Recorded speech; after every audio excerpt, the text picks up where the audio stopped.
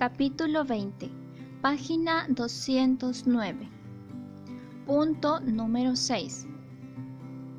Cuidadosas de su casa. Tito 2, versos 4 y 5. Que enseñen a las mujeres jóvenes a ser prudentes, a amar a sus maridos y a sus hijos, a ser discretas, castas, cuidadosas de su casa. Cuidadosas significa en guardia, velar, conservar, mantener, guardar. Casa significa sede de la vida doméstica. La cuidadosa. Según las palabras de Dios, yo, Debbie Pear, una de las ancianas, debo enseñar a las mujeres jóvenes a ser cuidadosas de su casa. Este es el sexto de 8 mandamientos para las mujeres jóvenes.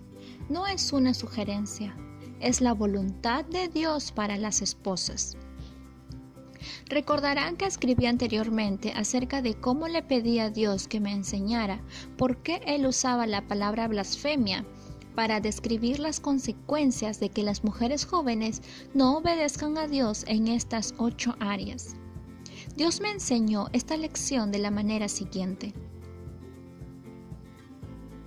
La mañana siguiente de que oré pidiendo que Dios me diera sabiduría respecto a la palabra blasfemia, entré a mi oficina y empecé a navegar entre mis correos electrónicos.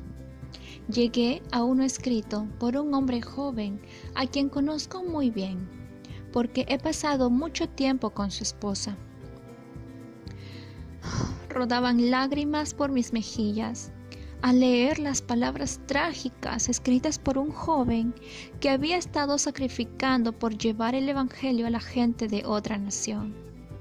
Contó cómo su niña de menos de 1 año había sufrido abuso sexual, muy probablemente por alguien con una terrible enfermedad. Fue como si Dios me hablara y me preguntara: ¿será demasiado fuerte la palabra blasfemar? Entonces pude ver claramente por qué Dios escogió la palabra blasfemar para las 8 cosas enumeradas. Si una madre abandona su puesto de mando, aun cuando la necesidad en otro puesto parezca más apremiante, la palabra de Dios será blasfemada. La tragedia de esta pareja joven fácilmente pudiera haber sido la mía. Recuerdo que cuando mi hija mayor tenía 2 años, encontré a una niñera para poder hacer mis compras con más comodidad. Falta de prudencia. Tengo tan presente, aun cuando hace más de 28 años, que entré a esa casa y bajé a mi bebé. Luego, levantando la mirada, vi la cara de un hombre viejo que era el marido de la niñera. Algo hizo que despertara temor en mi espíritu. Volví a tomar a mi hija y me salí. Me pregunto, si la hubiera dejado allí ese día, cuando tenía 2 años de edad, ¿hubiera tenido ella la fortaleza moral a los 22 años para vivir sola entre las montañas de Papúa Nueva Guinea, traduciendo para una tribu primitiva? En la eternidad se sabrá. Esta pareja misionera no encargó a su hija para poder ir de compras o al cine, no. Dejaron a su bebé encargada por menos de 10 minutos, cuando la esposa tenía que ayudar con ministerio.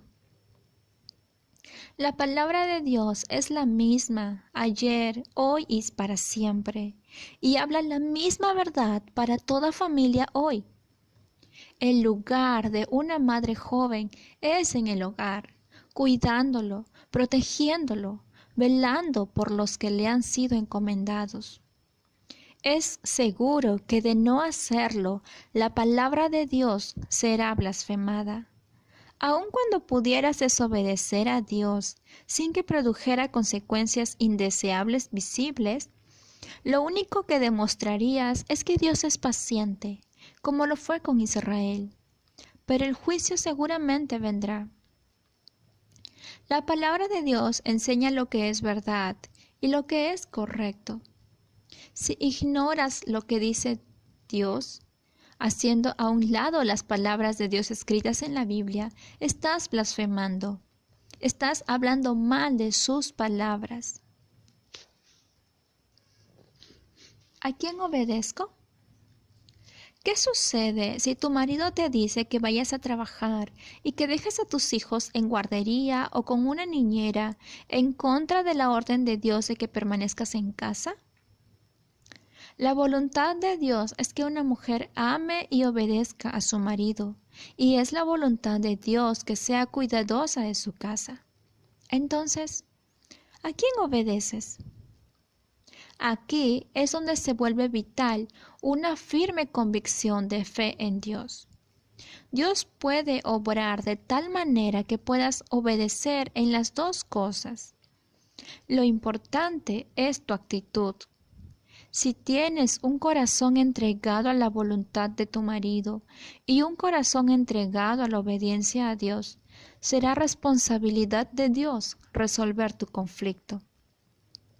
Posteriormente hablaremos de cómo presentar una apelación.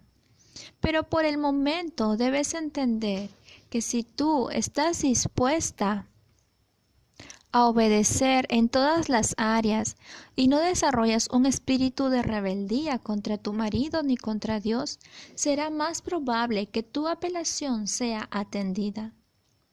Encomienda a Dios tu camino y dile a tu marido que harás lo que Él ordene.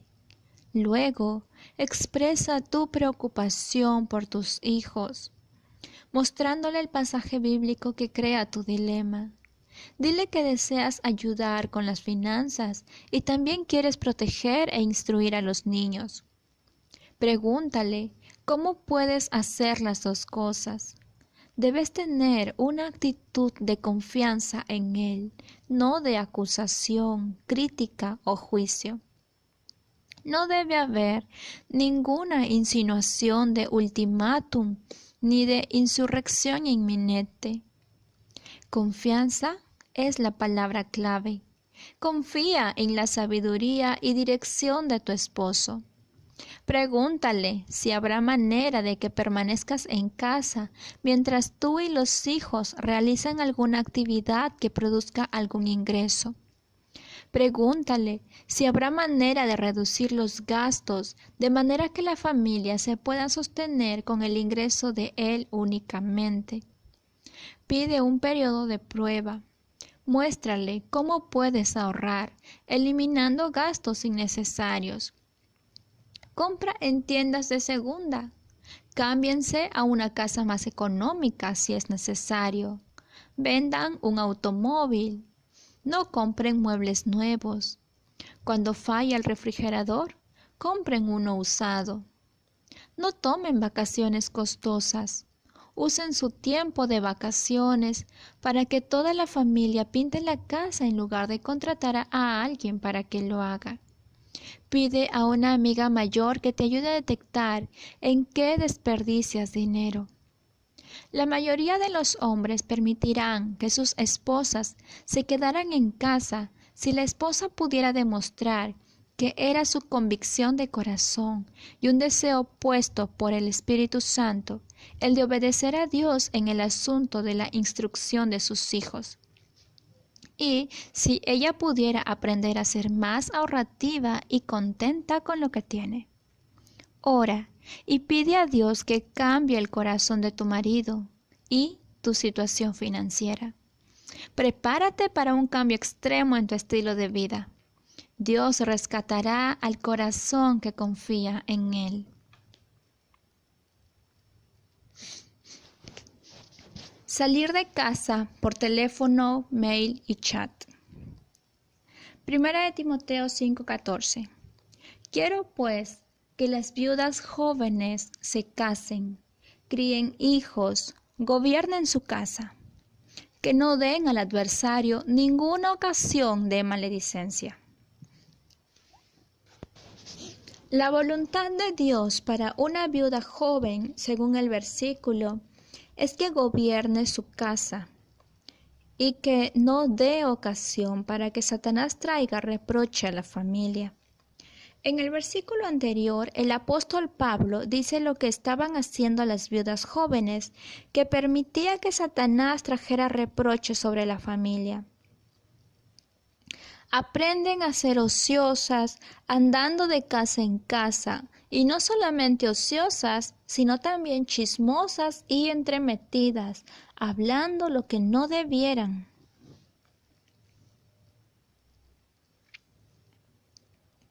La esencia de su pecado era estar ociosas en lugar de ser trabajadoras, visitar de casa en casa o teléfono a teléfono, ser chismosas, siempre hablando acerca de otros y repitiendo todo lo que habían oído, dando sus opiniones piadosas, entre comillas, acerca de los asuntos de los demás. La Escritura dice a la mujer joven que permanezca en casa debido a su tendencia natural de ser ociosa, no haciendo nada sino buscar distracciones.